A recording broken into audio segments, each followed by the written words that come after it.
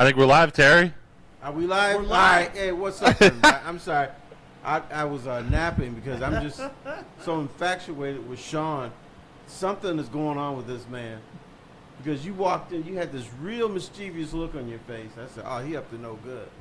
Are we going to see that on the show today? Or you just... No, you know what? You know what the pros do? The pros just turn it off. But I'll tell you point blank, I had too much to drink last night. Oh, man, I had too much to drink last night. Good for you.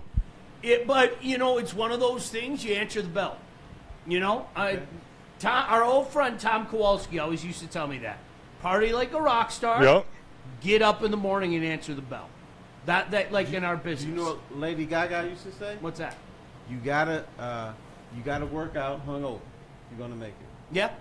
It's got to happen. So, yeah, that was. I think my mischievous look was probably more of, I can't do this anymore. Like, you just come to grips with it. It's okay. You can tie a little one on. Mm-hmm. You know, nothing wrong with that. But the days of pounding, it's not worth it. I'm telling you guys point blank. My bed and I have reservations at about 10. So, you know, when we get done with this, I'll be in bed at 10. Well, we're honored you decided to show up for us. Hey, you got to show up. You got to. Okay. Especially for the youngins around here. For the youngins, you're the veteran. You have to lead by example, right? Broder wouldn't do that. No, but now I will because I'm witnessing you ringing the bell in the flesh and bone right now. Broder's young. He can do that. You would show up anyway. I know you. You got to show up. That's all you got to do. I watch Spenny do it all the time. Like Spenny, there have been some mornings in here where Spenny looks like the Walking Dead, and he was like, "Dude, you show up to work." And That's I'm like, it. That's right, young man. Mm-hmm. That's The right. thing that kills me is like Spenny's like forehead skin droops over his eyes, and I'm like, can't you even see?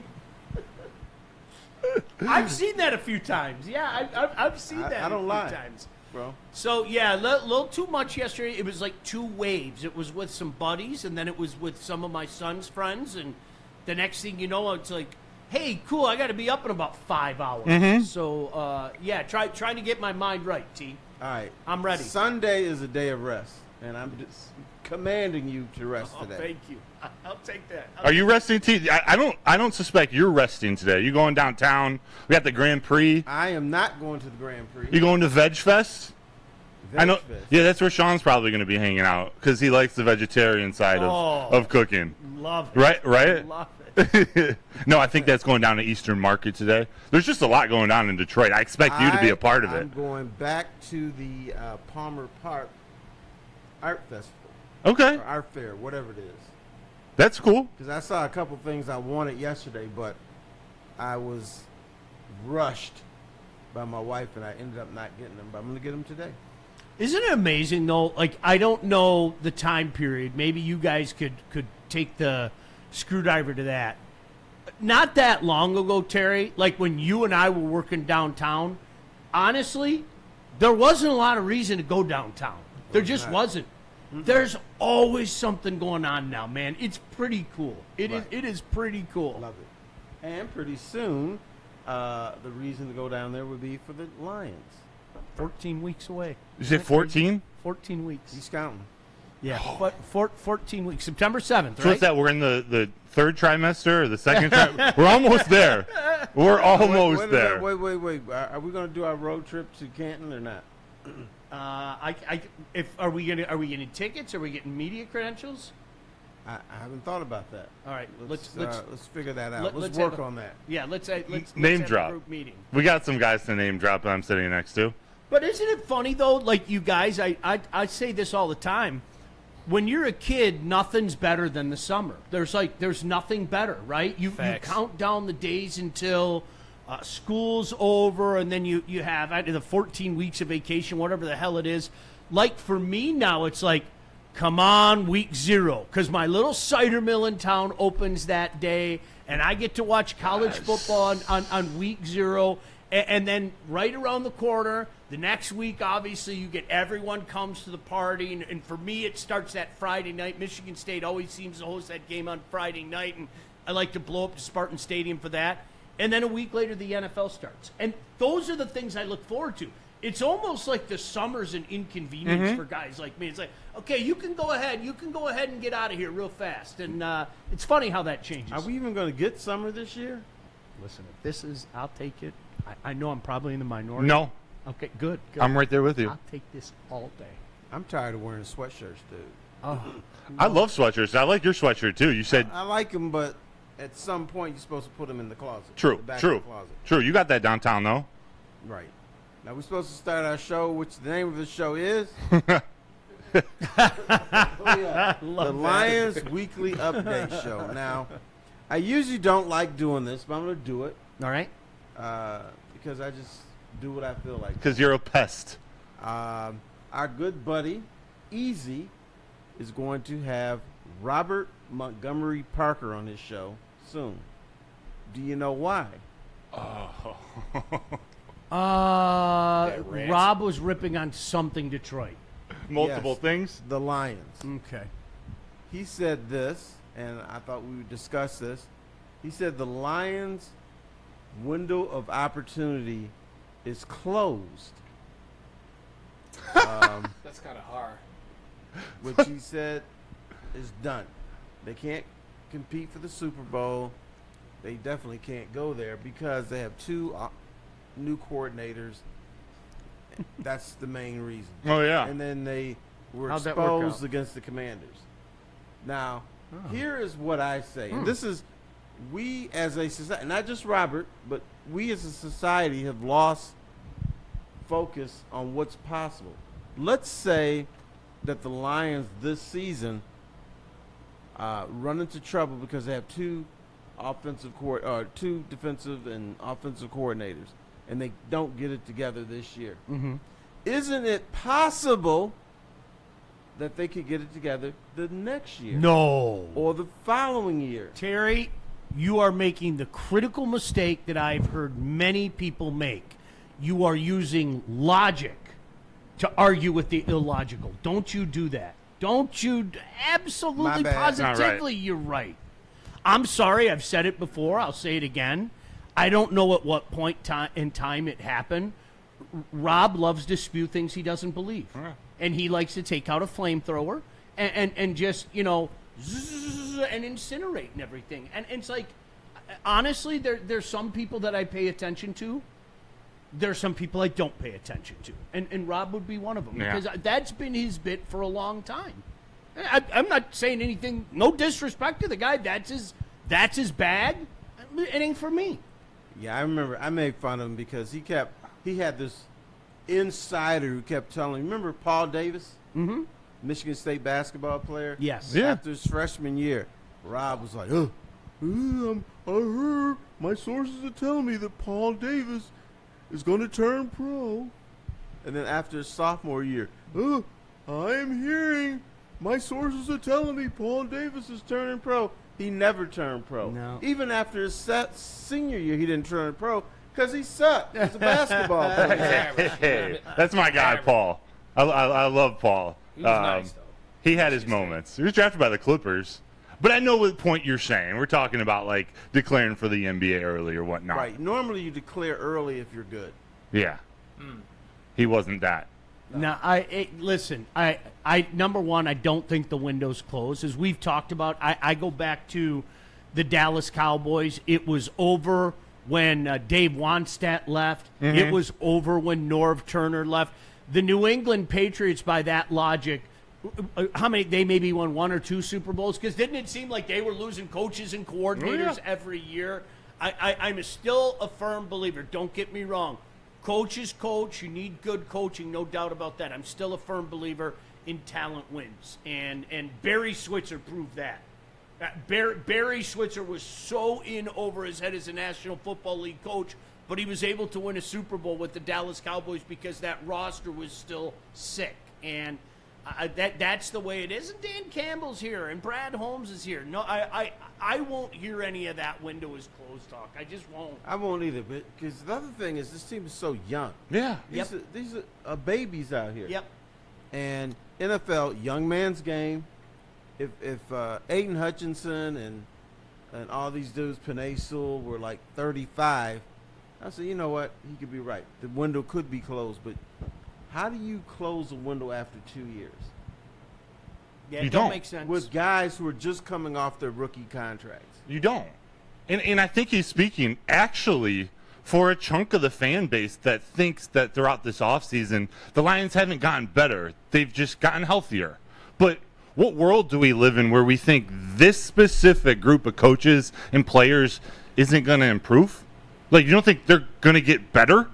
Like, yes, they're getting healthier. Yes, they didn't make some monster free agent splash. But you think Amon-Ra St. Brown isn't in the lab working all offseason? Or Jameson Williams putting on 5 to 10 pounds of muscle? Like, I get the idea of losing coordinators. You might struggle. The Philadelphia Eagles did it 2 years ago where they had a down year. But wait, guys, they ended up winning the Super Bowl 2 years later.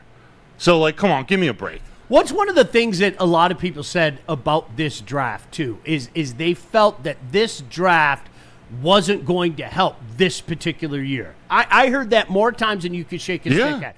Okay, so let's take that to its logical conclusion.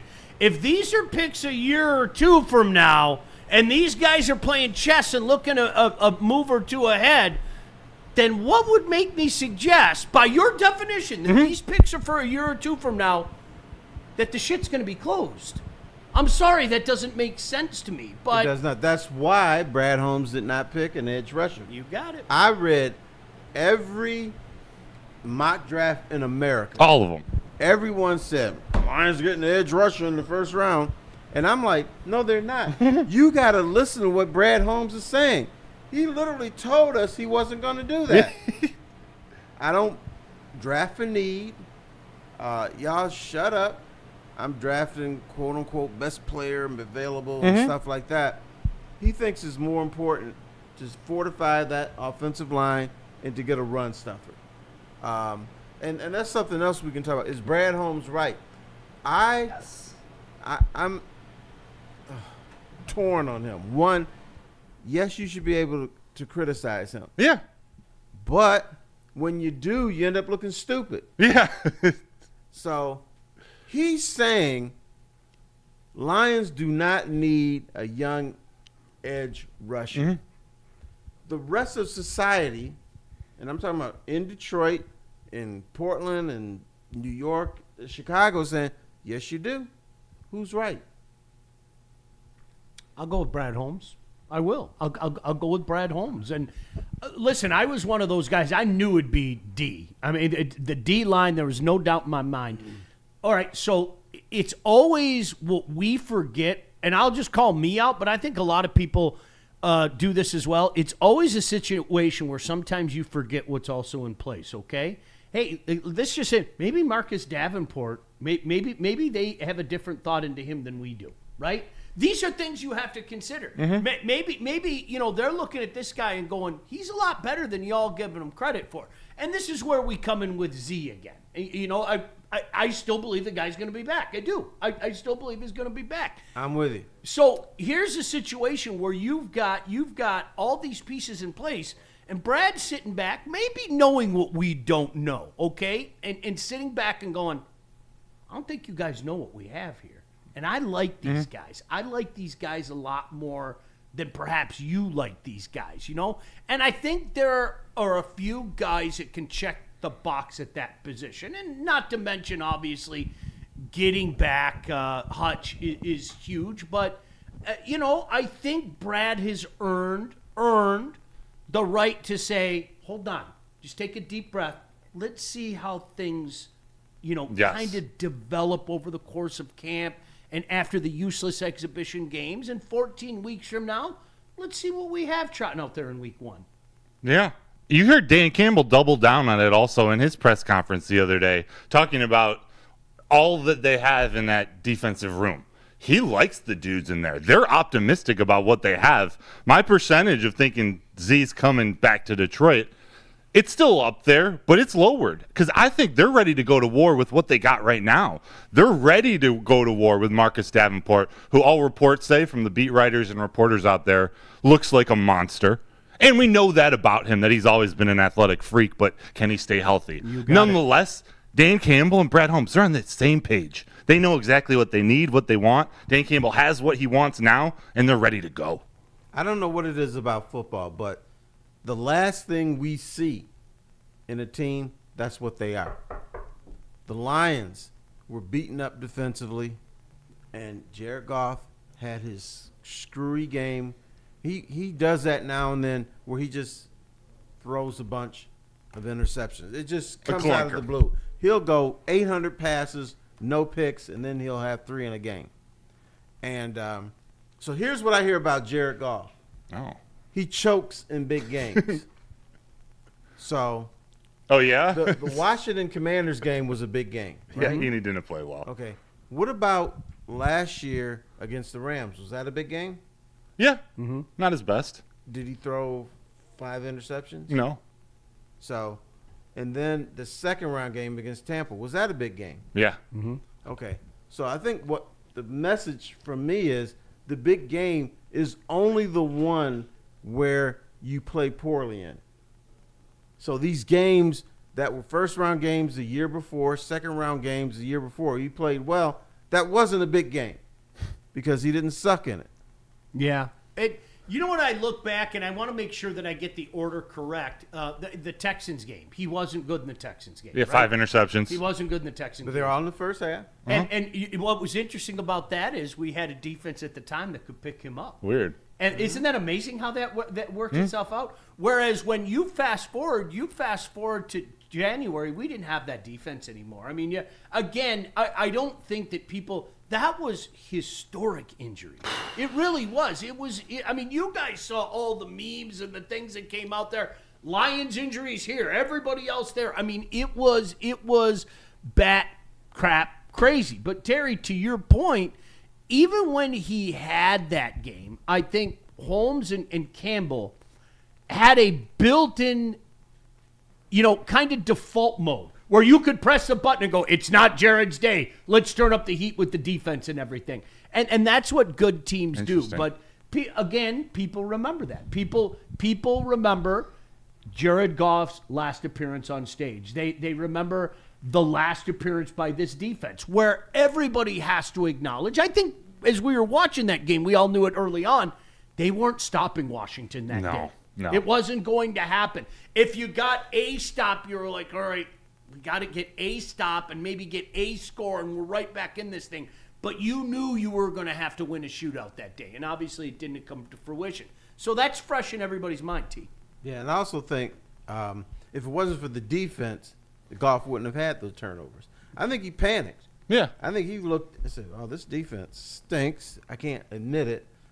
But he panicked. He did things he normally doesn't do, and he felt that he had to score 2 touchdowns on every drive. Yeah, you take chances. You throw the ball. You take that extra chance knowing you have to stay right in line with Washington or catch up as early as you can in the first half or early in the second half. It's like a pitcher going out knowing he has to throw a perfect game for his team to win because they have no offense. You pitch differently. Jared Goff plays differently. And I'm not defending the game he had against Washington, but the concept of a quarterback having to do more when his defense, when he and his team know that his defense just can't stop the opposing team, you go for it on 4th down. You take chances. Do we like all the chances, all the plays that Ben Johnson called? No, but it didn't work out for them. Jared Goff didn't play well, and they lost. Maybe the whole team panicked because Maybe.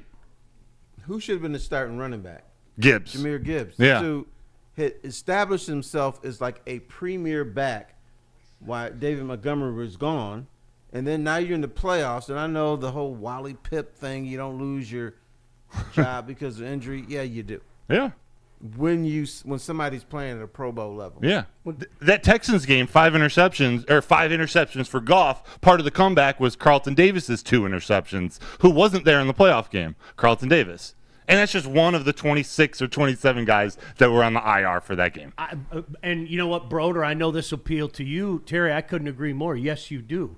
Mr. Dingler, meet Jake Rogers. Yeah. Jake Rogers, meet Right. Mr. Dingler. If a young man gets his opportunity and he performs, what are you supposed to do? Tell that young man, hey, you're playing better than that guy. But you need to sit back down.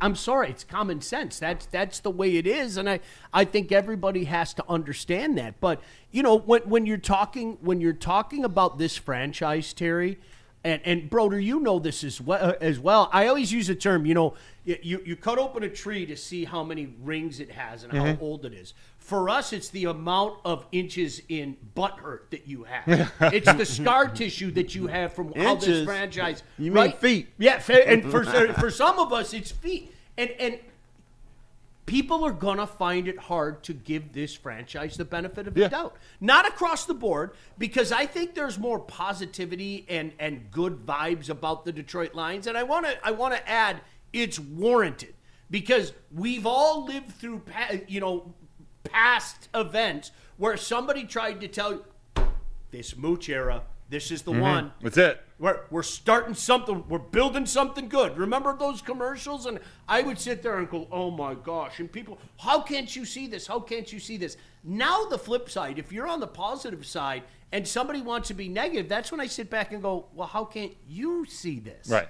Look at this roster. Look at what they've done the last couple years. But again, I think there are some people that have convinced themselves it's almost like a robot.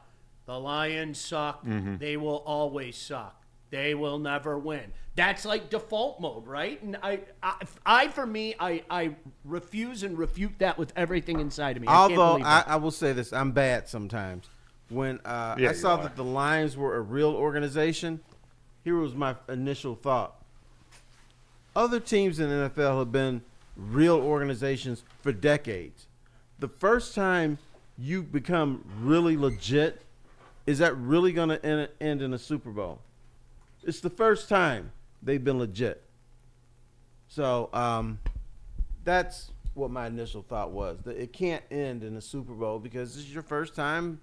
You got to pay your dues. You got to get your rookie hazing out of the way for a couple of years before you just go take the trophy. Or it's like buying lottery tickets. You have a better shot of winning the lottery with 1,000 tickets or with one ticket. Well, they got 1,000 tickets because this team is different because they're deep. Like, we're talking about depth now with this team. No, I understand, but this is their first ticket. Right. This is the first time that they're for real. Gotcha. Okay. That's what I'm trying to tell. I understand what you're saying. You're right.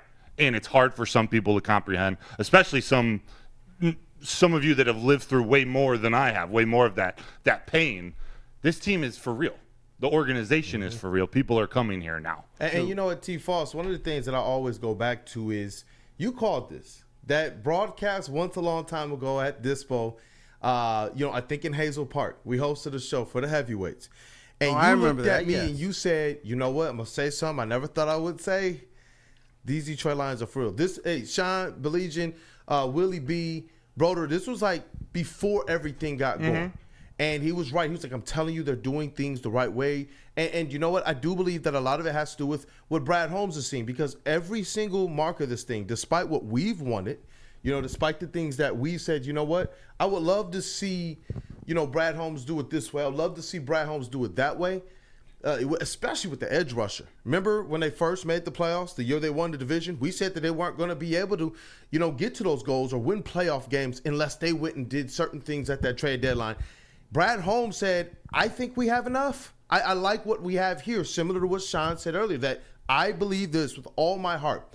Brad Holmes believes in these guys, and I don't think that he believes in the voodoo of, all of our guys are going to get injured again. And so from that perspective and realizing how wrong we were the first time they made the playoffs and won a couple games and really cost themselves an opportunity at a Super Bowl with 20 minutes left to go in San Francisco, that's what allows me, despite if there's anything I disagree with Brad Holmes, I'm to the point where I'm realizing this guy knows what he's doing. Whatever his translation might be different than mine, but you know what? Gold is still gold, no matter the language.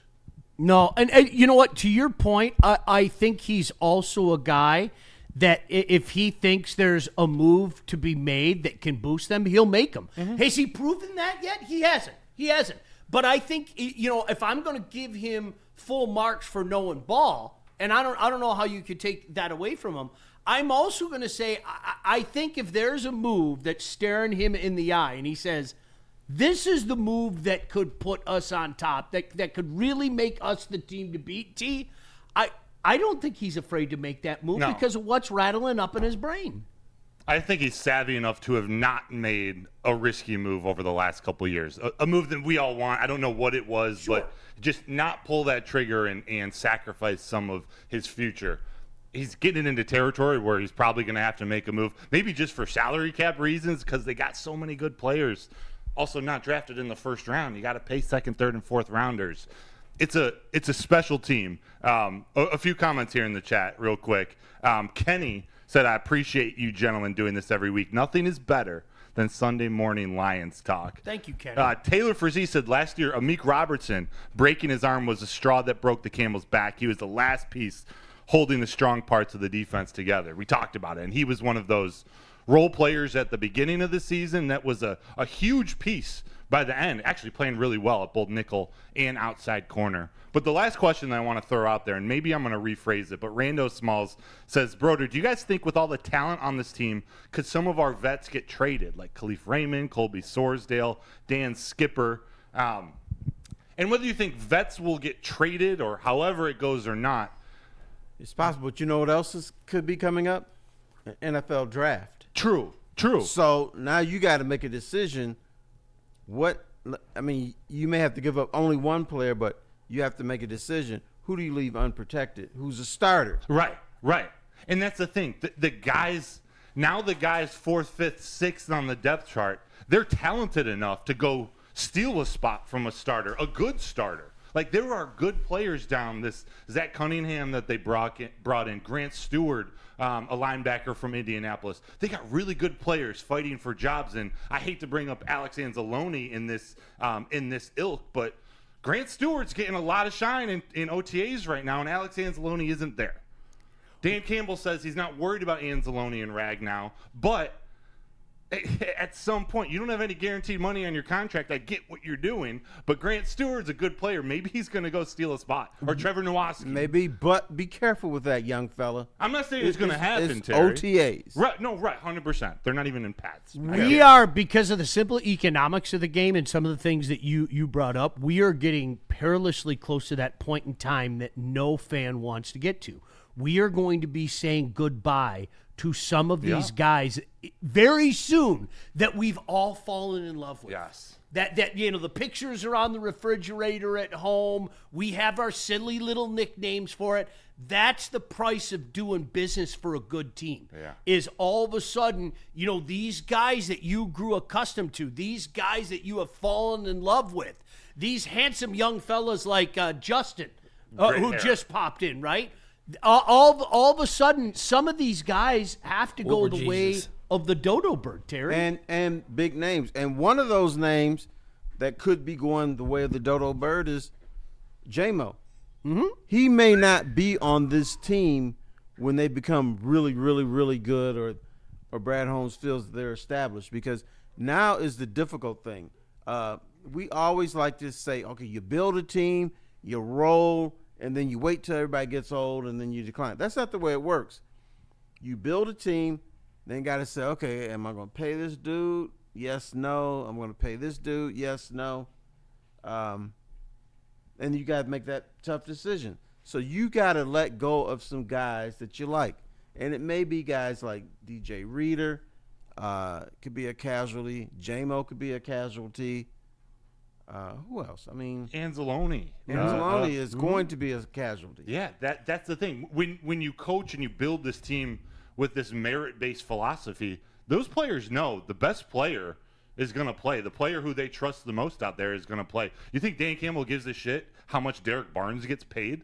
If he comes back from this injury and isn't performing, he's not playing. Yeah. Nowaski's playing or Stewart's playing. No, he's not. But because you paid him, you made somebody else pissed off. Right. So We like that, though. That is the problem. No, you don't necessarily like that, because then the other person's like, what could happen is Anzalone could be talking to his mate and say, hey, they're screwing me on my contract. And this has happened with this team before. That's why, one reason I believe they paid St. Brown and Penei Sewell early, because what normally would happen with the Lions is they wouldn't pay anybody, and then there would be like a cancer that went through the locker room. So they're trying to avoid that cancer. And maybe, yeah, you paid somebody too early, but they're not going around bad-mouthing the organization.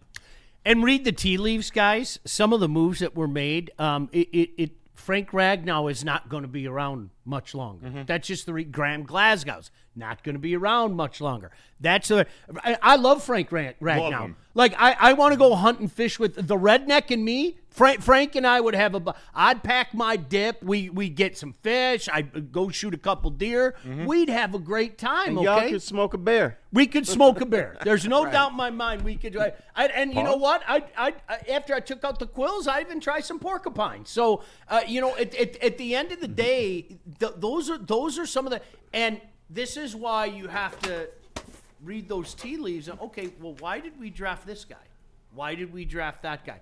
These are Christian Mahogany. Remember him? These are guys that are very soon going to start taking critical roles on this squad. Was that 2 interior offensive linemen in this draft? Mahogany the draft before? Wow. It's weird. It's as if Brad Holmes is seeing the future of, wait, our offensive line's getting a little older and a little more banged up. Why don't we replenish it, even though the national media is going to give us F grades on our draft? Whatever will we do? Yeah, but who cares, man? Who cares? Whatever will we do? You know who doesn't care? Brad Holmes. I know. And the teams that get A's, usually the teams that suck. Yeah. The Millen era. The Millen era. Matt Millen got high grades. I'm not. Go it. back. Google's your friend. You can look it up. Some of those drafts were A-. Boy, Matt, and they always had to include, because this comes back to what Terry said. Matt had so many buddies in the media. It always included, Matt is really doing some work in Detroit. And you know what fans around it, they're just eating that up. They got both forks out. Give me more. But that's what they would do. Go back and read some of those gosh damn draft things. It drove me out of my mind. I fell for it. And I'm not unique. I fell for it. Yeah, I'm sure you are, because you were young. Yeah, and exactly. You were hopeful. But the reality of this, Matt Millen, when they play college football games on Saturday, at least they used to. See, I go to CMU and they play on Tuesday and Wednesday. But anyway, what would happen on a Friday? Matt Millen would hand scouting reports and stuff to Martin Mayhew and tell him to go to college games. And then Matt would go to Pennsylvania and work on his barn. Nice. So he wasn't even going to games. Unbelievable. Wow. But his buddies were still saying, "Oh, Matt, man, is killing it." Yeah. It was an era. You should write a book about that. That would be unbelievable. Yeah, seriously. you know what I wanted to do? I wanted to do a Lions picture book, but now I can't do it now because they're good. And the name of the book was, and I thought about this: why do we love them? And then what we would do is we would have a nice color picture of a young Sean Baligian. And then we'd have like a short story. Well, I love them because when I grew up, the Lions were my favorite team, and I knew they were going to win, and they never did, and I cry every night. So I had that vision, and then I was going to have Mrs. Ford in it. Why do you love them? Well, I own it, and I get paid. And I wanted to do one, I kid you not, because we had, Terry, you and I had a front row seat. I wanted to do one called The Decade of Despair. Wow. And I wanted to end it on the positive note, though, with 2010 kind of looking like it was heading in the right direction. And then obviously they won the division. But that decade, there were so many things that happened. Like we did it a couple weeks ago. I had people reach out to me, Terry, I kid you not, and say, did that really happen when we talked about Marty Morningweg? Like, you need to know this, Broder. There was a press conference that said, we are not firing Marty Morningweg. I got called in on December 31st, New Year's Eve day, back when there used to be bowl games all day, and like I was... Your heaven. It is. It was my heaven, and I wasn't a Heisman Trophy voter yet, but it was coming down the pipe. I got called into work. So the Lions had this press conference, and we're all, like, at the time, we're all thinking, oh, he's got to be gone. He's gone. It's got to be gone. We're having a press conference to announce that Marty Morningweg is not gone. and then, what was it, 8 days? 8 days later? It was a few. All I know is I was eating pastries from Mrs. Morningweg at her house. Nobody believes that. People were like, did they really? I said, it wasn't even a press conference. It was kind of like, all right, well, everybody go over to Marty's house, and Right. Marty's just going to meet the media on his front porch. Wow. Like that happened. Who does that? Dan Campbell's literally moving. Stop. I don't like to brag. They had your ass on the front porch. I was in the dining room with Mrs. Morningweg eating pastries and drinking tea, hot tea. So I don't like to pull rank on you, bro. Well, you deserve it. I got Mr. Steal Your Girl. I beat your ass. This is classic. Did you get a pastry? I did actually. All right, Yes. so I you did. got Yeah, one. I But, did. yeah, but your pastry's on the front porch. Those are things that they happened, and they happened all the time. That's insane. And him and Marty getting on the motorcycles, the Harleys in Saginaw, and like all the guys sitting here going, "Is this real?" Like you should have seen the look on the players' faces. They're just like, holy shit, this is like JV stuff, you know? We're hacked off, and they get on their motorcycles and ride away. Everybody's laughing. Unreal. Like, this is not going to work. But This they're is trying to make a statement where years later they were so obsessed with winning that they got on the motorcycles and took off. They thought that would be the story that people would talk about years and decades later. And that's just stuff that a JV coach does. Yeah. You know, maybe in the darkest hour, a varsity football coach is going to pull something like that on a Friday night. But that's the stuff that be safe, young Justin. That's the stuff that there were so many things that happened that weren't real. And towards the end, Terry, I don't know if you and I have ever had this. Listen, I'm going to say, Rod Marinelli was a good man. Like, I liked Rod Marinelli. He was so in over his head in every way, shape, and form. And towards the end of that magical last year, Terry, he started to lose it a little bit. Rod Marinelli cussed my ass out. Yeah, he got loopy. He did. He got a little loopy. You believe in the invisible too long. Yeah, he started to say a lot of stuff like that, and all of a sudden he started, especially like, I know he went at you. Remember, he went at Killer really hard at one of his last press conferences, and He wanted to kill Wojo, and Wojo's happy and nice to everybody. it was like to the point where like Tom, and you know Tom didn't second guess himself. Tom literally called me and goes, dude, okay, dude. No, dude, be serious, dude. Did I do You sound something just wrong? like him. And I go, no, Tom, you didn't. You weren't off base. That was a legitimate question. And I felt sorry for the guy because we were watching a proud man break right in front of our eyes. Whether he wants to admit it or not was inconsequential. Being 0-13, 0-14, 0-15, 0-16 will do that to one. But this is a man that would tell us out of one side of his mouth he was never going to break.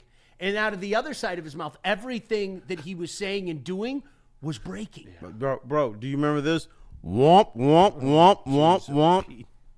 Bobby Ross. What football coach does that? You know what? Abandon ship. Right. Is that Bobby Ross? Bobby Ross. Sounds like the adults and He peanuts and the really Charlie did. Brown. He said Womp, womp, womp, womp, abandon ship. I can still hear that. But there were so many things that happened that, I mean, you think about how that scarred people, man. That's what we grew up with. You know, I told the story, my son, for his elementary school, him and the kid that lived across the street used to come to school wearing their little Detroit Lion caps and their jerseys and their jackets. Kids in Northville, Michigan, in 2009 and 2010, made fun of my son and his buddy for wearing Lions gear. Come on. You're 30 miles away from Ford Field. They would come to school and people would go, what the hell are you wearing that for? They were all wearing their Patriot gear or their Ram gear or whatever, you know, the flavor of the month was. They were ripping on kids. Like my kids, you know, and as a parent, you're like, you don't want to see your kid get picked on. No. I'm thinking, what did he get picked on for? And he's like, kids are ripping on me for wearing a Lions jersey. And I'm like, are you serious? That's real? For being loyal Very to your home real. team. It was real. I got one for you. It's Jersey Day. Brandon is 3rd grade. So it's Jersey Day, and we put out a Lions jersey for him to wear at school. So I'm downstairs making breakfast or something. And I just hear this, no, my jersey stinks. So I'm thinking, oh man, maybe we didn't wash the jersey. So he doesn't want to wear it. So he says his jersey stinks. So I said, well, is it dirty? Is it really? No, it was a Lions jersey. He didn't want to wear it to school. Do you remember who was on the back? What It was player? Unreal. Calvin Johnson. Wow. Isn't that Actually a That's good player. sad. The black one? Silver? No, it was Honolulu blue All right. and silver. Kids are mean. Kids are Yeah, they bullies. can. It was- Definitely. No, this wasn't even bully. He didn't want to wear it. Well, I was more directed that Oh, to the guys yeah. ripping Oh, on your well, son. you know, he Like, probably didn't want to wear it for two reasons. Not only he was ashamed of it, but he knew he'd get picked on. Yeah.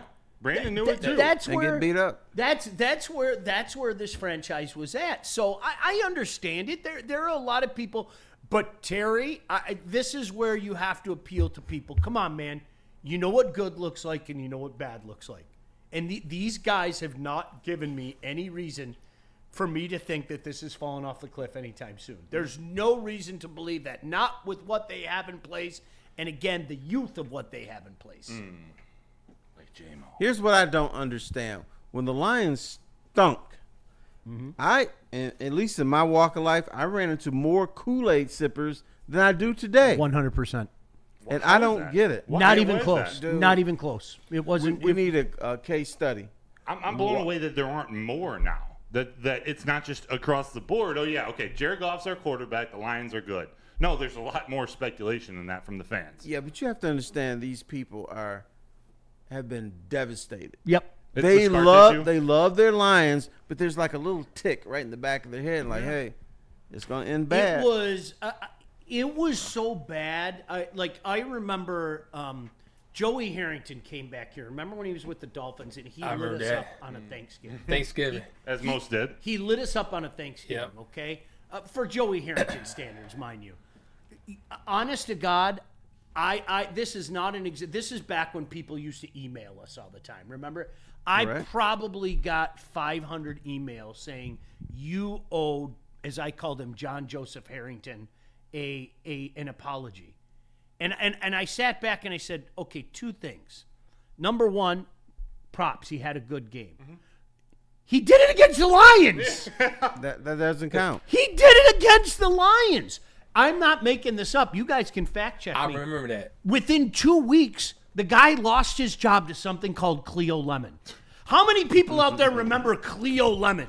It was a real person, right? It was a real person. Oh my God. But that's what we're talking about. People, it was. But dude, doesn't Cleo Lemon sound like somebody who would read your fortune? Yeah. Yeah, you know what? He sounds like one of those dastardly guys. Yeah, I'll show you, kids. And he's playing with his mustache. And no, but those were the cool. You ran him out of town. Mm-hmm.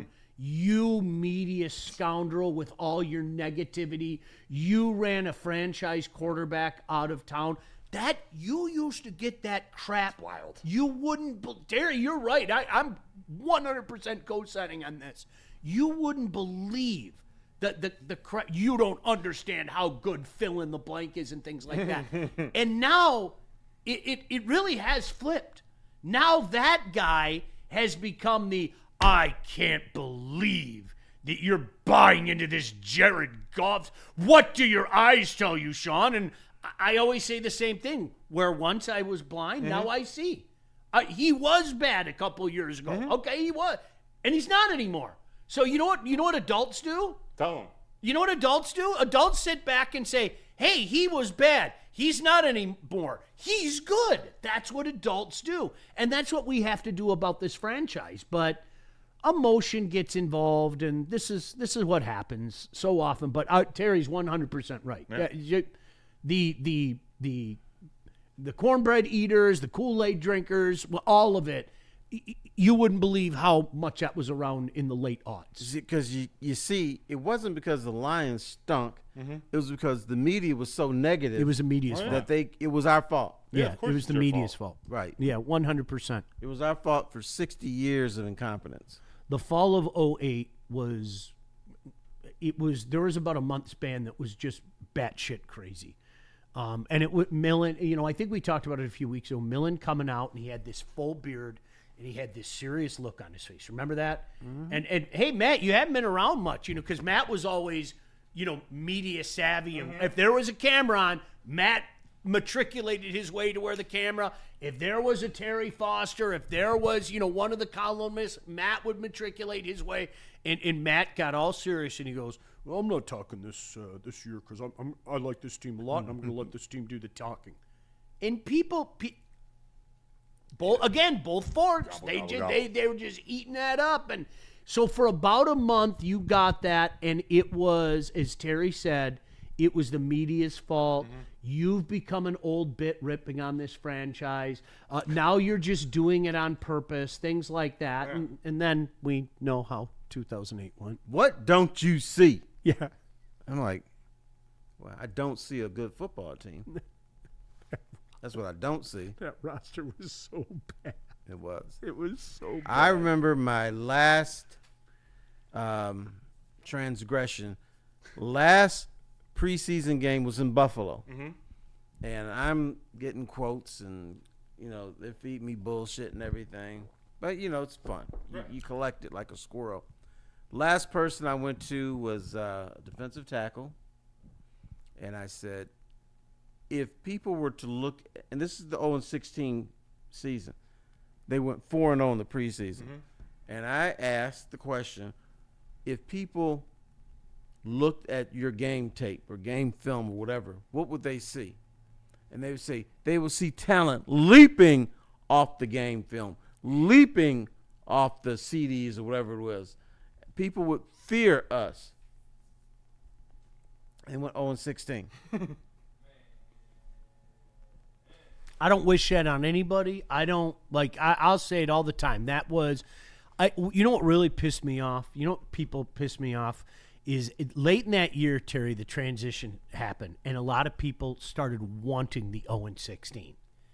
And I was fascinated by that because do you know what they would say? They would say all the time, no, the Fords have to own this. The Fords have to own this. No. We have to suffer that indignity for the rest of our days.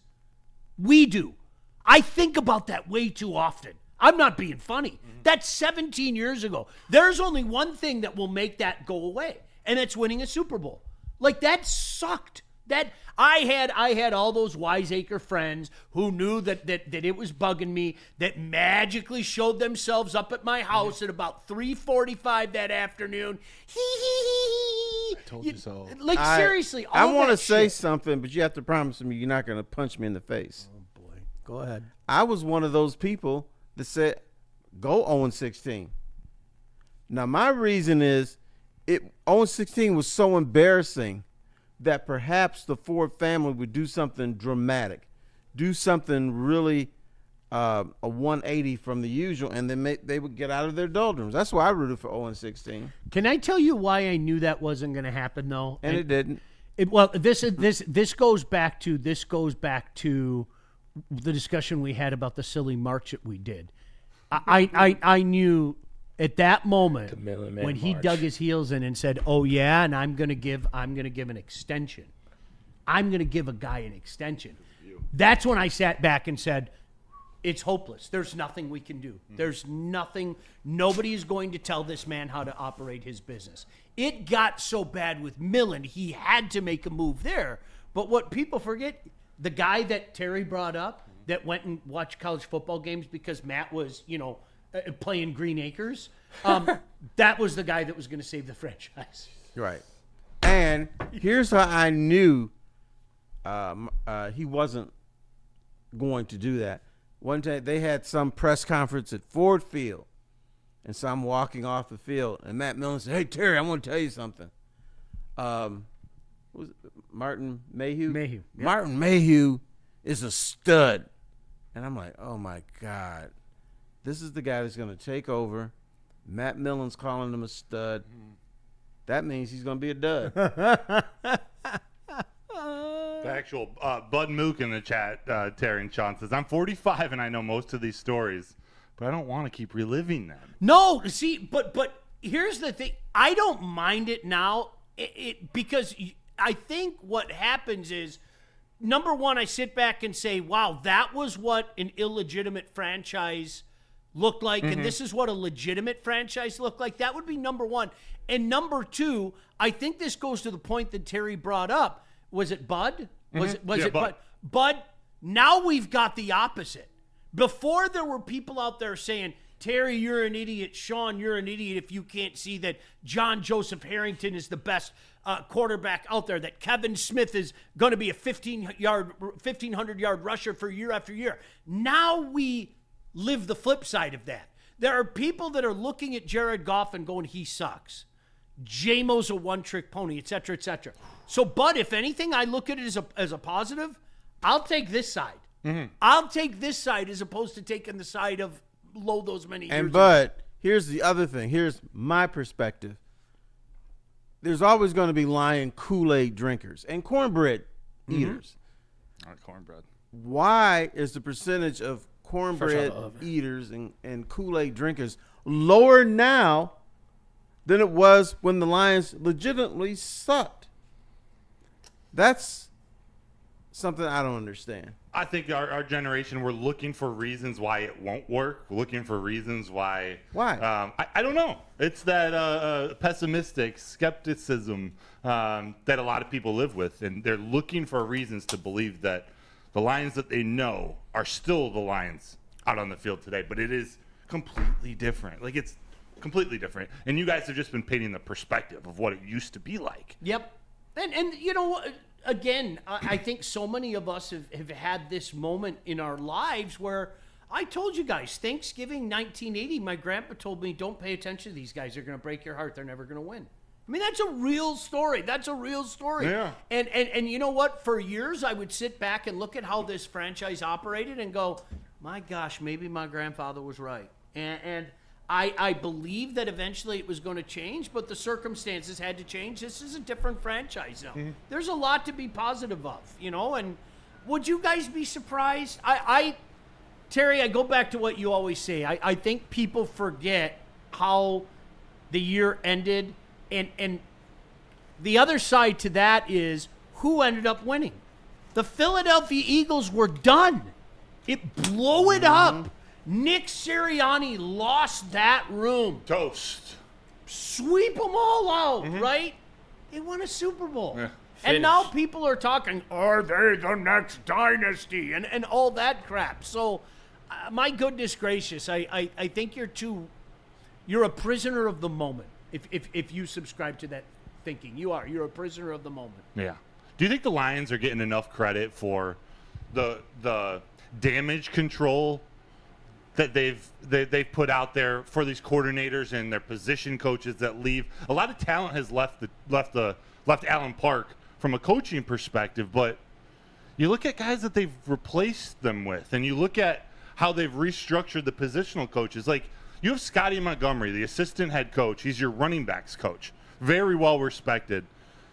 You lose some of your big offensive guys, Antoine Randall, along with Ben Johnson. You slide him to wide receiver coach to help J-Mo develop, to help that wide receiver room. I'll remind you, he was a wide receiver in the NFL, Scotty Montgomery. You do that, also opens up the ability to go get Tashard Choice as your new running backs coach. You're talking adding guys like Casey Rogers on defense, promoting Kelvin Shepard, who I don't think anyone disagrees that it's his job. Like he earned that job. No, he did. Here's why I'm not panicked.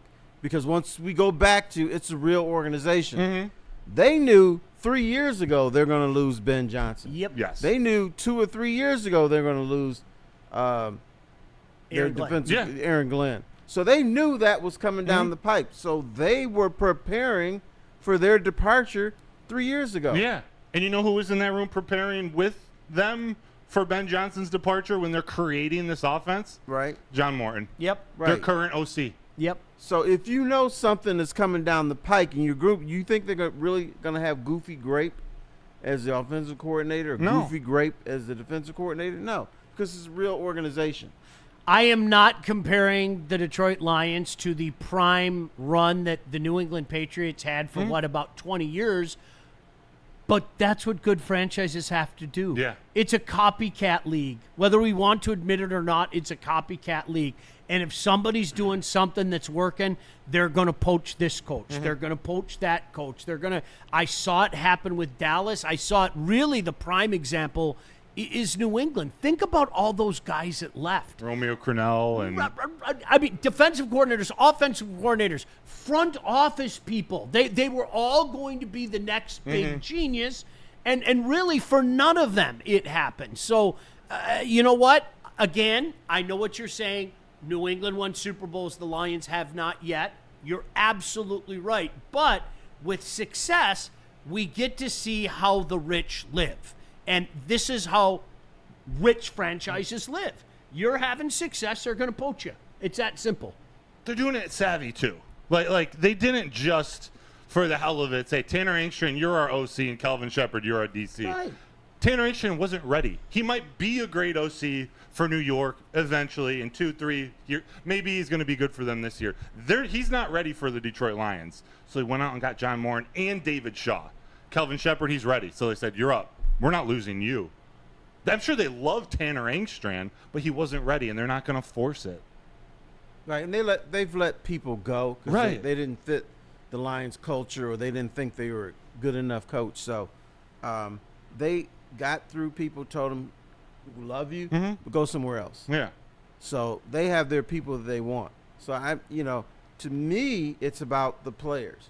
Are the players still here? Is Amon-Ra St. Brown still here? Yes, he is. And I bet you he did something this offseason we don't know about that's going to make him better. Yeah. Penei Sewell, evil man on the field. He's going to be even nastier this year. Penei Sewell may say, hey, I'm taking over. If Jared Goff throws 5 interceptions, I'm taking over at quarterback. Yeah. He wants to throw. He's got a nice little spiral too. Do you know what we're all going to have to deal with this year, though, fellas? Like this is going to be the old bit for the year. You know it as well as I do. All right, when the Lions don't go 15-2, okay? I mean, I don't know about you guys. 15-2 is going to be very, very hard. When the Lions go 11-6, you are going to see that guy moving the goalposts all over the field. Whoa. Time out. There, Slugger. Didn't you tell me it was all about having playoff success? Aren't you the guy that told me it was all about playoff success? And now you're talking about good franchises, Terry. Don't go from 15-2 to 11-6. Whoa. Aren't you the guy that said it's about playoff success? Yep. If you want to hammer them in a couple weeks because they don't have playoff success, okay. But the gloves can come off. But my gosh, let's wait to see how the playoffs. We're going to have to deal with that crap because, guys, they're going to take a step back this year in the regular season. Okay, the step back might be, gasp, 13-4. The step back might be 12-5. God forbid the step back is 11-6. Win the division, make your bread in the playoffs. Yeah. But let me stop you there, young man. This town, whatever, panics every time the Lions lose. It's real. It's like what's going to happen. Let's say the Lions finish 11-6. We're going to hear every excuse. Well, they can't do it because they lost 6 games. This is not a playoff team. It's a playoff team, but it's a team that can't win a playoff. We're going to hear that. No, there's no doubt in my mind. Let me tell you this. This season, let's say the Lions miraculously finished 15-2 again. Here's what we're going to hear. So what? Doesn't matter. I love that we're in that place. The regular season is going to be difficult because, A, the Lions will not win 15 games. And so then we're going to hear about how bad this franchise is, how bad, how poorly they are, and they can't win a playoff game. And if they finish 11-6, well, they lost 6 times. It's not a championship contending team. Yeah. Even though the teams they might be playing are also 11-6. See, it's still relatively new for us. Like really, I think that's what we have to. And this is why I always like to bring up like the Kansas City Chiefs. Do you think there was any panic in that fan base at all the last few years? We lost to Aiden O'Connell. a Super Bowl winning team doesn't lose to Yeah. Aiden O'Connell. You didn't hear any of that crap, I'm sure. Is it over? Do we need to call it a day and pack the boxes? It was a good run. We're relatively new money still. We are. And again, a franchise that is full of fans that have been woefully hurt beyond all comprehension over the course of time. And if anything, I like having these conversations to remind people it's totally different. We cannot compare these Lions to the Lions that we've seen in our lifetime. We can't. They're two different entities. Yeah. They're two different franchises. Yeah. But here's what Kansas City did. Kansas City said, okay, we lost because our offensive line died. Mm-hmm. Let's go get new and fresh offensive linemen. That's a good concept. The Lions, their downfall this year is going to be mostly because law of averages. You're not going to win 15 games 2 times in a row. If you go through the whole NFL, let's say the last 40 years, you could probably put 15-win teams on 1 or 2 hands. It just doesn't happen. Yeah. They did it. It reminds me a lot, not the same concept, but I'm just excited that we're able to have the conversation. Like, coming up, I think we're actually posting it on the Woodward Sports main channel, our first Woodward Tigers episode, where Nick Koloff, our beat reporter here at Woodward Sports, and I are talking and comparing Tarek Skubal and Justin Verlander. And it's like 2 different eras, 2 different types of pitchers, both incredible. But the fact that Tarek Skubal is doing what he does, and it's not crazy for us to even talk about this, that he's good enough where we can have the conversation with Justin Verlander, it's incredible. That's fun. And it blows my mind. The fact that the Lions were able to talk about this organization being one of the best in the NFL, that we're gonna cry over a 12-5 team, like it kind of sucks, but I kind of love it. Like it's we can real. do it. That's what drove people like me nuts, and I got into arguments with people here. I was so sick and tired of glorifying 9-7 and yay, we went into the playoffs.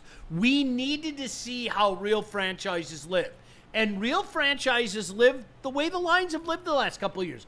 The Baltimore Ravens are a franchise that have done things right for 20-plus years, okay? And yet, here they are with a multiple-time MVP who haven't been able to punch his ticket to the Super Bowl yet. Jared Goff, Josh Allen, by the way, the reigning MVP, hasn't been able to punch his ticket to the play. This is how good franchises live. And they're, that's what I wanted to compare myself to. I never wanted to get into, well, golly gee, we got in the playoffs a couple times at 9-7, and that one magical time at 11-5, and nothing happened in the playoffs. No, you are graded by what you do. And that's why people look at Lamar Jackson and Josh Allen. Until they can punch that ticket, people are going to keep trying to detract from them. That's the nature of the beast, man. And I'd rather live that life than my previous life. Thank you very much. Ditto. And take my chances that one of these years, and maybe it's this year, that we punch that ticket and go to the Super Bowl. I think Or it's happening. you can live this life.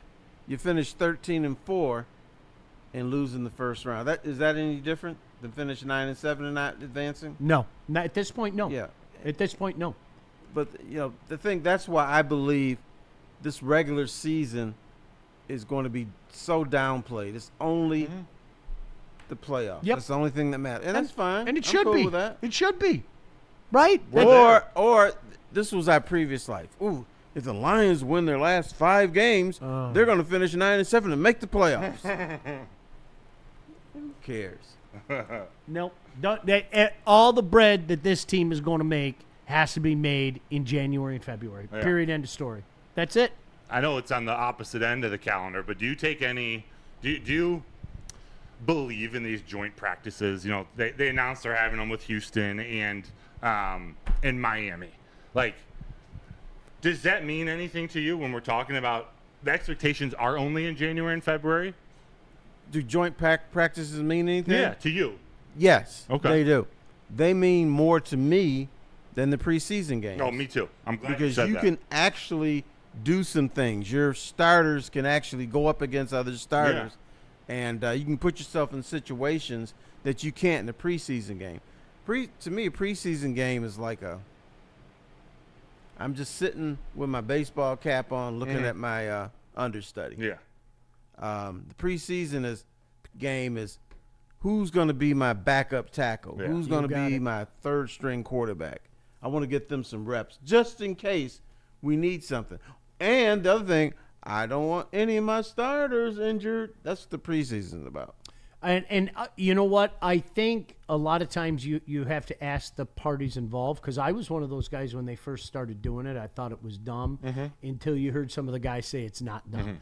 And if that helps them in any way, shape, or form further along the path to Santa Clara, I'm all for it. Yes. Whatever. I just want to be in Santa Clara next February. Yeah. I do, and that's one of those things though, like seriously, and I know we've talked about this. It's funny to say, oh gosh, I got to be there. There's no way in hell I would want to be there. If the Lions are in Super Bowl, I have to be at home. Yeah.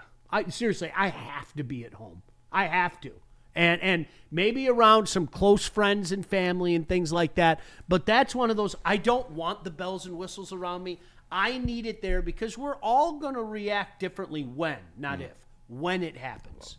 We are. Yeah. We're all going to, I'm telling you right now, I think I told you, I think the first thing I'll do is excuse myself from the room, have a quick cry because I'm a bitch, and then I'll probably jump in my car and drive straight to my grandfather's resting place and do the little dance on his grave, because he told me when I was 10 to never pay attention to lines. Don't let them affect you and everything. So you're not going downtown and swinging balloons around?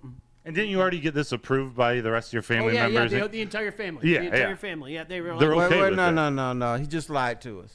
I'm not taking this shit from you today. no, I'm serious. You are not going to the grave. You know what you're going to do? Oh, yes, I am. You're going downtown. You're going to tip over some cars. I might do that. Okay. All right, there we go. Let's get the truth out. Listen, I still got the old man strength going, so yeah, I might be able to do that. No, you know what? Get help from Jack. He'll help you. All jokes aside, I think for years you sat back and was like, oh, there's no way I'm going to miss that. No way I'm going to. I wouldn't want to be there. Like, honestly, I wouldn't. I think it would almost take away. I think for people our age, it's personal. It is. I think for people your age, it's personal, man. You've seen some shit, Broder. Yeah. So I think when that moment arrives, it's just like, yeah, it's going to be cool, man. I got a question for two dads real quick. All right. And we don't need to take much time, but Jared Goff is going to be a girl dad. And I think his baby's due around September. Is there any worry coming from dads? Like, he's going to have a baby right at the beginning of football season. Or should we be optimistic he's got this newfound dad No, strength? you know what? I think the concern comes from people who don't understand parenthood. You do have a part of it called a wife. She's going to do stuff. Jared Goff will contribute, but this should not affect him as a quarterback. Okay. It should not affect him as a Detroit Lion. It is. You miss being home. Like when my son was born, I was doing Toledo football broadcasts, and I was gone a lot, and it sucked because like literally the day he was born was or the day we brought him home. I had to drive down to the Glass Bowl. We played Syracuse, and like I felt awful. Like so every time, and so it made me stop doing it by the end of the year. It was like, all right, this is just one less thing I'm going to do, because that's the thing that you have to worry about. Terry, I think when it's new, you want to be there all the time, Right. And so But you those are the only things. Now, is that going to make Jared Goff quit? No, but it's things like that where you're just like, gosh, damn it, I wish I was there. I mean, it would be cool to spend all Saturday with my little kid. Right. When the reality is, he's just a mini Jabba the Hutt. They can't move anywhere. It's you got little Don Zimmer at home, right? Seriously, all babies look like Don Zimmer. Let me get that out of the way Not right mine. now. Mine look like Buddy Hackett. Okay, or Buddy Hackett. But no, they're not doing anything. They just sit there, occasionally burp up and everything. but since it's new to you, you want to be there. Yeah. But so All right. The only thing you're doing, bro, is this. Patting them on the butt Yeah. and doing this Yep. stuff. Yep.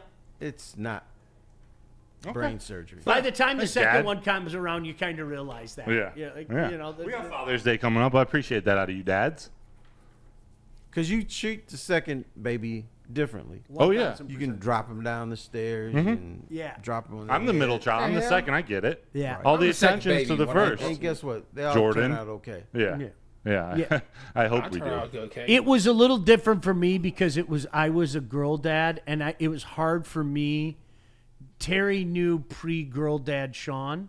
It was hard for me to even imagine being a girl dad, and then it's the best thing in the world. Yeah. And I tell my son all the time, yes, 100% I treat Lauren differently than you. And he was like, you don't need to tell me that. And I was like, okay, well, just so now, you know. now you know I'm acknowledging it, so you can't say that I never did that. Yes, I 100% treat her differently. Yeah. Yes. And I remember they had the Black Lives Matters protests. And so my kids wanted to go. And so my wife asked me, what if Celine gets arrested? I said, well, I got to go down there and get her. I'm getting there that night, bailing her out, bringing her home. And they said, well, what about Brandon? I said, he needs to learn his lesson. Damn. I'll go there the next morning and say, How many push-ups have you done, Right. son? right. You sound like just what my dad told me, man. You get in trouble, stay there a couple of days. Yeah, you need to learn. Be a man. Nah. But that's my girl. Listen, when you got a cop for a dad, you can keep me in the clink as long as you want. There's nothing that can happen to me in the clink that my dad isn't going to multiply by 10. Yeah. So I'm going to stay here as long as you'll keep me, okay? Just keep me away from that madman at home because hard times are coming. Yeah. Big Yeah. boss man is waiting with his big baton, you know? Oh, man. You know what's fun? This offseason, we haven't been talking about Jameson Williams in the news, involving cops or involving all the BS that people put on him, the water bottles, handing out water bottles and $100 bills. I don't know if you guys have heard, but like down at training camp, the dude's turning heads, as we expected, but he's thicker, he's stronger. He's got a lot of people talking about him, Sean and Terry. Okay, and this is the bad part of me coming out. I keep hearing, everybody's giving him praise and everything. Yeah. And so my fear is this the next Miggy's in the best shape of his life moment, or is this for real? I understand why you think that. I think it's for real, but it is something we've said each year.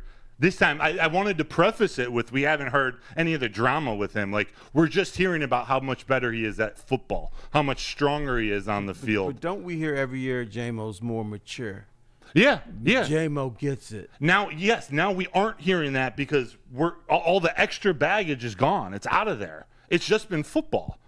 It's just been this 5 to 7 pounds of muscle that he's put on.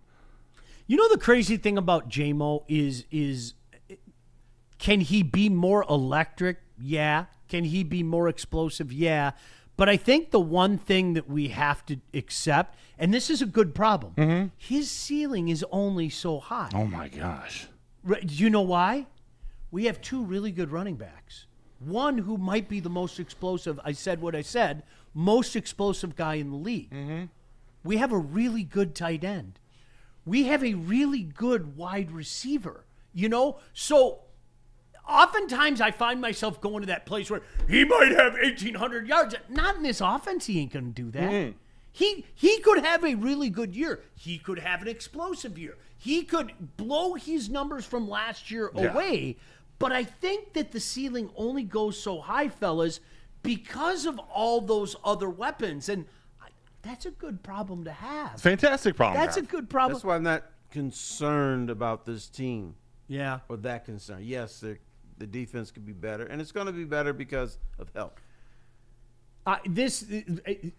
Sam Laporta. There's another guy. I mean, a lot of people where'd Sam go? Well, we didn't really need him. Yeah. Maybe this year's circumstances will dictate that you look to Sam Laporta again a little bit more. I mean, I made the joke, the Burger King offense. Have it your way. Which way you want it, baby? I got you. Which way you want it? How do you want Daddy to do you? Really, that's where we're at. And Dang, you're getting nasty today. well, that's what the Lions. I hope the Lions get nasty. And sometimes they don't need to use no damn lube. Sometimes they just. Boy. So you gonna drive with SC? Here, welcome to gracious. the X-rated Lions Yeah. Weekly Report. But although I thought Sam Laporta and Jared Goff, there seemed to be some disconnect last season. That he was either running wrong routes or Goff misread what he was going to do. So I don't think it was just the fact that you didn't need him. I just thought there was something There wrong. could be part of that too. Yeah, and there was something wrong you know, with and that. I think the same dynamic. You know, maybe he could take a bigger role. Hey, let's not mince words. How great was it to watch what the Lions did those couple weekends? The Tennessee game, the Dallas game. How many times have we seen that happen to us? And that's what I'm talking about. There were some days where they said, "I ain't got any KY in there. I'm just, this is how I'm going to do my business." And that was that was fun to watch. Well, no that grease. that was like a real sign. And when they were firing on all cylinders and guys were healthy, obviously the Hutch injury happened later in that Dallas game when the result was long out the window. That's what this offense can do. And I don't believe for a second to the naysayers out there, well, we lost the are you telling me that he whose name I dare not mention, the now head coach of the Chicago Bears, is the only reason those offenses blew up like that? Maybe talent has a little bit to do with it, just a little bit. Yeah. So yeah, to me, those pieces are in place. Why would I be upset? And to your point, okay, I don't know if people know this, especially early in your career, guys kind of go like this. Weird. It's really, sometimes they go like this and do a little of that, but more often than not, the progression is steady, right? And J-Mo's on that track. Why can't he take another step? He sure can. Why can't Gibbs take another step? He sure Why can. can't Laporta go back in the direction that we saw from a couple of years ago? There's so much to And be why excited can't about. Jared Goff go 300 passes without a pick again, which he's done before? Have we seen it? Weird. We've seen it. Yeah. And the other thing, and we forget all about this. Remember those series of games where the Lions just mollywop people? Mm-hmm. Up like 40-7. Dallas, and Tennessee. Dallas, Tennessee. We'll do it with special teams. just We'll kick do it with their ass. Yeah. Embarrass them. We forget that because in the NFL, the only thing we remember is the last thing we saw. Mm-hmm. Last thing we saw, Jared Goff interceptions, rookie quarterback kicking their ass, the Commanders walking off the field victorious. Yeah. Then once that happened, we forgot about Dallas. We forgot about Tennessee. We forgot about damn near sweeping the division. We forgot all about that. And I think that's what this time of year is about, to kind of remind people. I get it. If you're one of those people today, what's it, June 1st, right? June 1st. If you're sitting here today on June 1st saying, man, I don't know if this team can win a Super Bowl, I can't really argue with you. I can't. Don't waste your time. I can, but I can't, because you're always going to fall back on, well, look what happened in Frisco. Look what happened against Washington. But if you're one of those people that's worried that they can't be, one of the top teams again, well, I'm going to argue with you adamantly. And I'm going to drop fact after fact after fact after fact. And a lot of times, Terry, it goes exactly to what you were just saying. You have to remind people. And the Tennessee game, I can hear somebody right now saying, what's Tennessee? Yeah. They were the worst team in the National Football League. How about going into Jerry World and literally beating the piss out of that team? Oh, by the way, when their starting quarterback was there, mind you. Mm-hmm. Dak was there, okay? All their playoff aspirations, all the cute little Dallas Cowboys are back again, pinch your little cheeks type of shit was there. And we beat the piss out of them, non-competitive stuff. On Jerry's birthday, too. Oh, you can't make that up. It felt so good. So, And that was at a time where a lot of people were like, I don't know who's going to win this game. Can I go even later? Yeah. Do you guys? Does anybody remember what happened like a mere 6 days, or as it were, 13 days before the Washington game? We played the Minnesota Vikings on a Sunday night, and whether we want to admit it or not, people around here, not in mass, but there were a lot of people that were crapping their pants. Okay, and I mean, literally, guys off the street beat the piss out of them and embarrassed them on Sunday Night Football. People forget that stuff, right? Because, Terry, to your point, it's Washington. And I don't blame you. That's where you got to make your bread. But it's not the only thing that happened last season. Right. That's exactly it, man. Drives me nuts. Now, I have another question because this has been hot on talk radio. Right now, the Tigers are hot. You know, they lost to Kansas City yesterday, 1-0. Tarek Skubal was amazing again. But let's say one team wins the championship this year. Would it be the Lions or the Tigers? Wow. Oh. Wow. Respectfully, the You're gonna Tigers, throw that Mr. to Foster. Sean and I? Yes. Sean and me? I'm That's intrigued. why I bring I'm up intrigued. stuff so that you talk. I know. I'm intrigued to hear what you say because Yeah. if I have to pick one, it'd be the Lions. I'm. Can I tell you why? Yeah, tell you why because the Dodgers exist. I know. That's why. I'm trying. Skubal exists. Yeah? Like, Tarek Skubal exists. True. Like, to me, I know he gave up that grand slam at the end of the season to the Guardians last year, but to me, that's 2-0 in the World Series if you get there. I'm going to go with the Tigers. But you got to get there. You got to get there. I think they have the pitching. And it may not be 2-0. Didn't they lose to Kansas City yesterday with Skubal on the mound? They did. And Okay. of course, it may not be 2-0, but like to me, it's like, all right, you got the best pitcher on the planet. That should be 2-0. Should have And won for the two most against part- the Dodgers opening weekend. A.J. Hinch is going to pitch him 6 innings and get him out of there. Yeah, unless even he in the continues playoffs. throwing 95 pitches in a game. If you have a circumstance like yesterday, that's what terrifies me against a team like the Dodgers. That just everybody just elevates their game. Tarek Skubal can be outstanding, and unfortunately, you can still lose the game. That would be my like yesterday. I mean, it's a shame that guy lost that game. It's a shame. That would be my concern. When you're talking about championships, okay, so many things have to go right in every sport. And, I mean, I always go back to that era, and we had season tickets during that whole era. 2013 is the one that kills me. That's the year they didn't go to the Super Bowl. That were the Super Bowl, the World Series. That was their best team. Yeah. But that's how difficult it is in baseball. I don't care. I will argue with anybody. 2013 was their best team. I'll argue with anybody. And, unfortunately, we know what happened in that Red Sox series. So, boy, you have so many series to win. Terry, that's a good question. Can you imagine asking this 5 years ago? Oh my God. Like you say, World Championship? 2 years ago. 2 years ago. Right. Oh my gosh. They'd laugh us off. They like this would go viral. Like, can you believe these asshats in Detroit? No, we'd be slapdicks. Yeah. Slap. Do you hear what Rob Parker said about the best pitcher in baseball? Max Fried of the New York I Yankees. missed that. Yeah, Wow. no, this was after Wow, Skubal's isn't that Sunday weird? performance Isn't that against the Guardians, where he threw the Maddox the complete game, 13 strikeouts. Rob Parker decided to double down and say Max Fried was the best pitcher, the best lefty also. I'm sorry. Yeah, but you have to understand that certain people in the media, that the only thing that exists is New York and Boston. Yeah. The rest of the Click, click, click, click, click, click, click, click, click. We're suburbs of them, Yeah. so we don't count here. It's just amazing how you can say something so reprehensible just for clicks. Just for clicks. Well, he also said the Lions' window of opportunity is closed. Yeah. Well, what do you think about the Lions and the Tigers, Terry? This season. This season, I look at the talent. In relatively speaking, the Lions are much more talented than the Tigers. Yeah.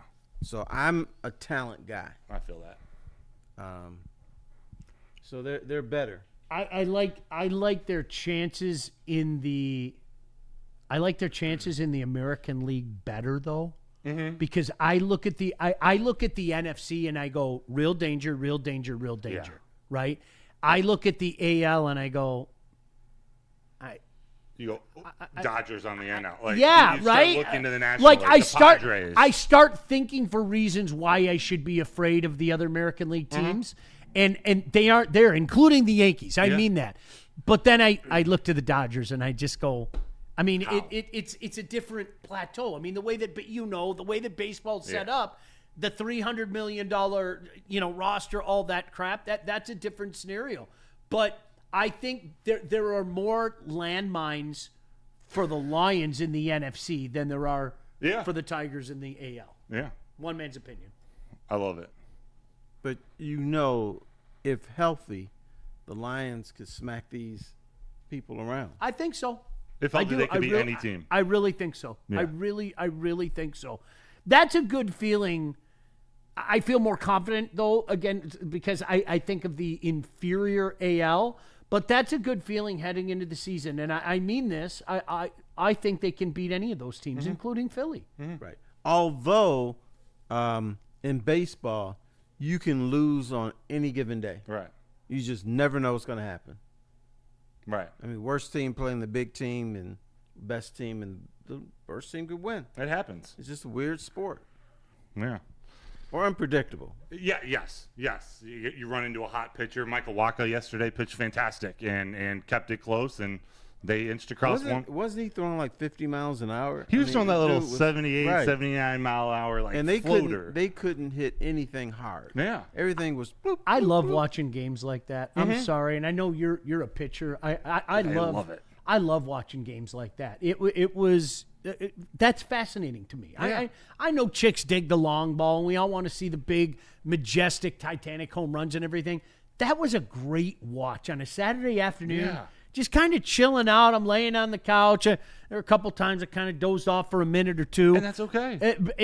That was a great watch, though. Yeah. I enjoyed You it. saw how both pitchers maneuvered around the other lineups. Right. And it was fascinating. Yeah. Yep. It reminds me in a completely different way of Mahomes and Goff going at it at the Coliseum a couple of years ago. Like that, to me, that's the equivalent, the baseball and football equivalent of, all right, there's just this day, these two guys have it, and we're going to see them do their best work. Isn't that funny? That's almost 6 years ago, and that was such a seminal moment for my son. Still talks about it. He was home from school, and we're sitting there dying laughing. Like that was. I love watching those games because I had no rooting interest whatsoever. With the Tigers, I'm sitting there like this. But Terry, we're watching that game on a Monday night, laughing hysterically at what was going on. I love that stuff. It was man. awesome. Yeah, it really was. Especially when Goff gets a rushing touchdown in that game. I like to remind the haters of that.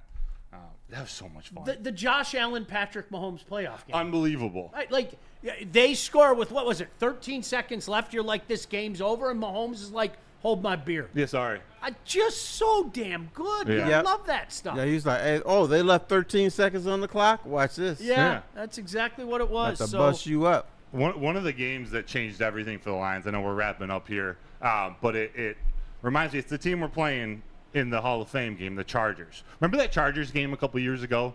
Like, to me, I want to say it was like week 10 or 11 after a bye week.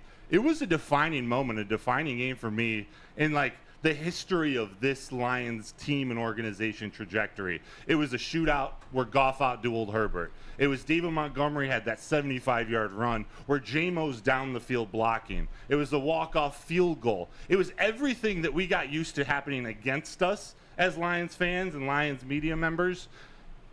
That, to me, although it wasn't the season that they really took that was a defining moment. was for that me. 48-45, Something crap like that, yeah. that? It was insane. That's the We culture. lost that game 99 times out of 100 previously. to that. 100%. I agree Right, with that. but That's a good you theory. win games like that when you're a real organization. Yes. When you're a team that can create your own luck. Yes. And That- when you have, sorry. That's what you need. Yes. And when you have guys like Jameson Williams, who we've talked about on the show, not bitching on the sidelines, get me the ball, get me the ball. You see him down the field, 70 yards down the field, with the final block to free David Montgomery to walk into the end zone. Like, that's the culture that's been built in a nutshell. David Montgomery running for 75 true, yards but you know and what? J-Mo You blocking for him. You just brought up something that we don't talk a lot about. The National Football League is full of diva wide receivers. Yeah. Always bitching about them not getting. You don't hear J-Mo doing that. He No. doesn't do it on No. the sideline. Nope. He's not begging for the ball in the huddle. He's like, call the play. I'm ready to go. And the team embraces it. Yeah, and I will applaud him for that. The team embrace it allows him to have that boyish personality, that free spirit.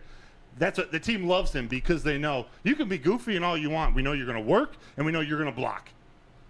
That's everything that Dan Campbell wants in a football player. Right.